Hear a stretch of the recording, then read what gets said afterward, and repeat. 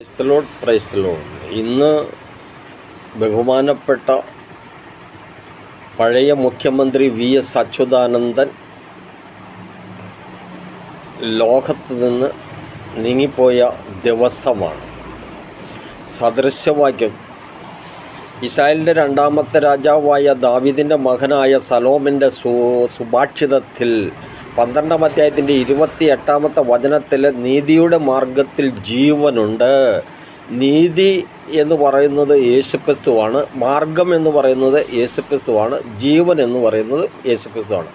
യേശുക്രിസ്തു യോഹന്നാൻ 16 ഞാൻ വഴിയും സത്യവും ജീവനുമാകുന്നു. അപ്പോൾ യേശുവിൻ്റെ പാതയിൽ പോകുന്ന വ്യക്തിക്ക് മരണമില്ലാതെ ഇരിക്കണമെങ്കിൽ യേശുവിനെ നാഥൻ രക്ഷകമായി സ്വീകരിക്കണം. യേശുവിനെ നാഥൻ രക്ഷകമായി സ്വീകരിച്ച വ്യക്തിക്ക് മരണമില്ല. പിന്നെ എന്താണുള്ളത്? ജീവനാണ്.